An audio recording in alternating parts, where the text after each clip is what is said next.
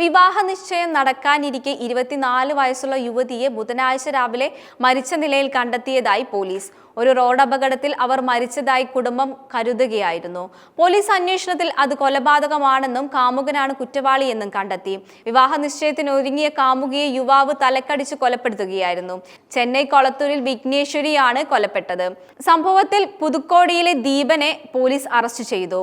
കുട്ടി പിള്ളയാർ പക്കത്തിലെ ഒരു സ്വകാര്യ ഫാക്ടറിയിൽ ജോലി ചെയ്യുകയായിരുന്നു. സഹപ്രവർത്തകനായ ദീപൻ എന്ന യുവാവുമായി ഇവർ പ്രണയത്തിലാവുകയായിരുന്നു, പോലീസ് പറഞ്ഞു. ബുധനാഴ്ച രാവിലെയാണ് പെൺകുട്ടി മരിച്ച നിലയിൽ കണ്ടെത്തിയത്. വെള്ളിയാഴ്ച വിഘ്നേശ്വരിയുമായി വിവാഹ നിശ്ചയം നടക്കാനിരിക്കെയായിരുന്നു. സഹപ്രവർത്തകനായ ദീപൻ മറ്റൊരു ജാതിയിൽപ്പെട്ട ഒരാളാണ്. ഇത് സംബന്ധിച്ച് ഇരുവരും വാക്തർക്കങ്ങൾ ഏർപ്പെട്ടിരുന്നു. ചൊവ്വാഴ്ച രാത്രി ദീപൻ തന്നെ ഉപേക്ഷിക്കുമെന്ന് ഭയമുണ്ടെന്നും മാതാപിതാക്കളെ അറിയിച്ചുകൊണ്ട് വിഘ്നേശ്വരി വീട്ടിൽ നിന്നും ഇറങ്ങിപ്പോവുകയായിരുന്നു.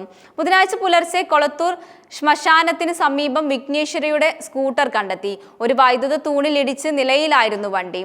തലയ്ക്ക് പരിക്കേറ്റ നിലയിൽ ബൈക്കിനടുത്ത് കിടക്കുന്ന നിലയിലാണ് യുവതിയെ കണ്ടെത്തിയത്. ആദ്യം ഇതൊരു അപകടമാണെന്നാണ് കുടുംബം കരുതിയത്.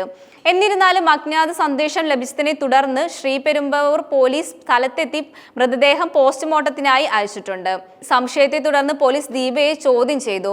തുടർച്ചയായ അന്വേഷണത്തിന് ഒടുവിൽ വിഘ്നേശ്വരിയെ സ്റ്റീൽ വാട്ടർ ബോട്ടിൽ ഉപയോഗിച്ച് അടിച്ചതായും അത് അവളുടെ മരണത്തിന് നയിച്ചു എന്നും യുവാവ് വെളിപ്പെടുത്തി. തുടർന്ന് തന്റെ പ്രവൃത്തി മറച്ചുവെക്കാൻ അയാൾ അപകടം കെട്ടിച്ചമക്കുകയായിരുന്നെന്നും പറഞ്ഞു. കൊലപാതക കുറ്റത്തിന് പോലീസ് ഇയാളെ അറസ്റ്റ് ചെയ്തു.